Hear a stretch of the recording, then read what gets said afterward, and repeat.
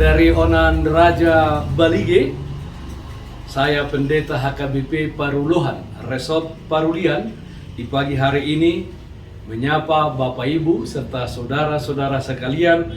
Salam sejahtera bagi kita semua. Sebelum kita mendengarkan dan merenungkan firman Tuhan di pagi hari ini, marilah kita berdoa. Berfirmanlah ya Tuhan, hati dan pikiran telah kami buka dan siapkan untuk disapa firman Tuhan. Amin. Firman Tuhan yang menjadi kekuatan bagi kita dalam melaksanakan aktivitas kita satu hari ini, Jumat 29 Oktober 2021, tertulis dalam Roma pasal 8 ayat 35. Demikian bunyinya. Siapakah yang memisahkan kita dari kasih Kristus? Penindasan atau kesesakan atau penganiayaan atau kelaparan atau ketelanjangan atau bahaya atau pedang? Kasih Kristus selama-lamanya. Saudara yang terkasih dalam Kristus Yesus, terkadang karena begitu beratnya pergumulan hidup yang dihadapi seseorang, tidak jarang seseorang itu merasa dan berpikiran bahwa Tuhan Yesus Kristus sudah absen di dalam pergumulannya, dan Tuhan Yesus Kristus sudah tidak peduli dengan pergumulan dan kesusahan yang dihadapinya. Benarkah demikian? Tidak, saudara-saudaraku. Tuhan tidak pernah meninggalkan kita di dalam setiap perjalanan hidup yang kita jalani. Tuhan ada di sana. Dia selalu ada untuk memberikan kekuatan kepada kita, orang-orang yang dikasihinya. Saudaraku yang terkasih, dalam nats pagi hari ini Rasul Paulus bertanya, siapakah yang memisahkan kita dari kasih Kristus? Apakah penindasan atau kesesakan? Apakah penganiayaan atau kelaparan? Atau ketelanjangan, bahaya atau pedang? Pertanyaan ini adalah pertanyaan retoris yang jawabannya sudah pasti. Jawaban yang pasti untuk pertanyaan itu adalah tidak ada satu keadaan atau satu kuasa pun yang dapat memisahkan kita dari kasih Tuhan Yesus Kristus. Jawaban pasti itu dapat kita baca di dalam Roma 8 ayat 38 sampai 39, dikatakan demikian.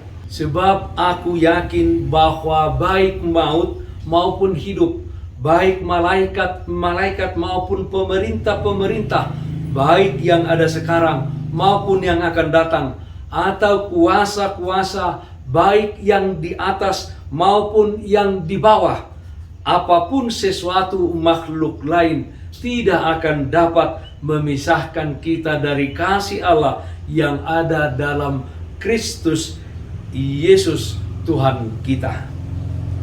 Ada sebuah cerita ini berjudul Jejak Kaki Tuhan. Saudara-saudara, seseorang itu yang berjalan di tepi pantai, dia melihat suratan hidupnya. Dia melihat ketika dia senang, dia melihat jejak kakinya dan jejak kaki Tuhan yang mengiring dia. Ketika dia mengalami kesulitan dalam hidup, dia masih melihat bahwa ada dua jejak kaki di pantai itu, yaitu jejak kakinya dan juga jejak kaki Tuhan. Tetapi ketika kesusahan dan pergumulan hidup itu begitu berat menimpa dirinya, ketika dia melihat hanya ada satu jejak kaki, dan dia beranggapan bahwa Tuhan meninggalkan dia pada saat-saat pergumulan yang susah tersebut. Kemudian dia berkata, Tuhan, kenapa ketika hidup saya senang, ketika pergumulan sedikit Tuhan masih mengiring saya? Saya masih melihat dua jejak kaki di pantai itu. Tetapi ketika pergumulan itu begitu berat, kesusahan itu datang menerpa, saya melihat hanya satu jejak kaki.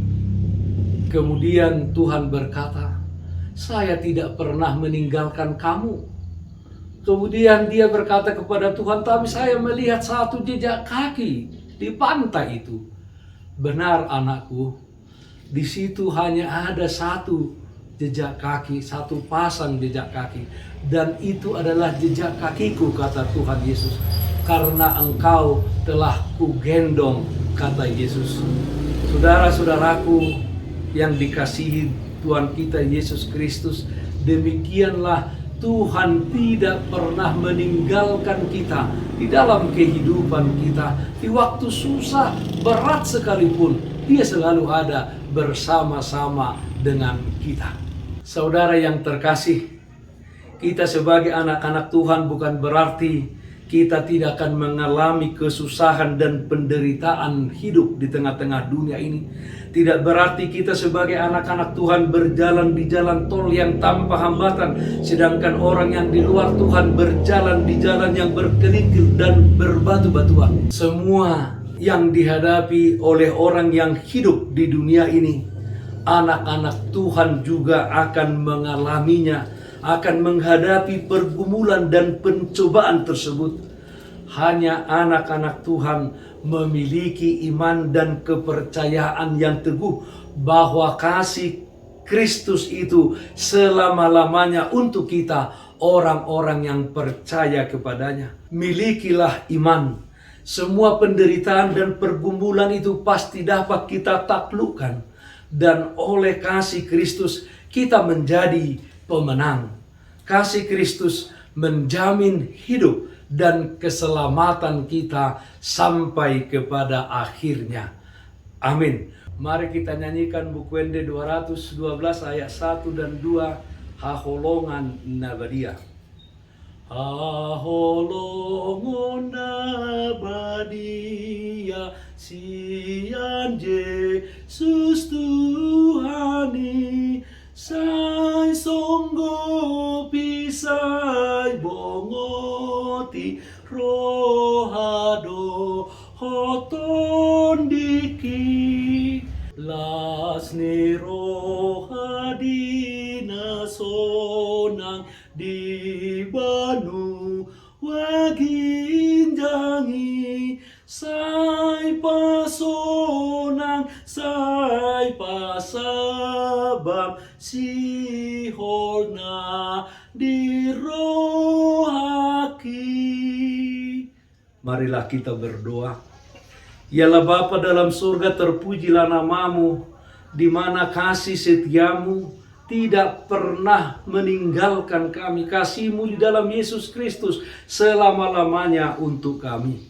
Ya Bapa dalam surga, kami berdoa kiranya yang sakit Tuhan sembuhkan, yang berduka Tuhan berikan penghiburan dalam satu hari ini. Sertai kami, ya Tuhan, lindungi kami. Tuhan hadir memberikan kekuatan di dalam melakukan aktivitas kami. Dalam nama Tuhan Yesus Kristus kami berdoa. Amin. Bapak Ibu saudara-saudara yang terkasih, taatlah akan protokol kesehatan. Memakai masker, mencuci tangan dengan air yang mengalir, memakai sabun, menjaga jarak, menghindari kerumunan. Dan yang terutama, jangan lupa berdoa kepada Tuhan. Salam sehat, tetap semangat. Tuhan Yesus memberkati kita semuanya. Shalom.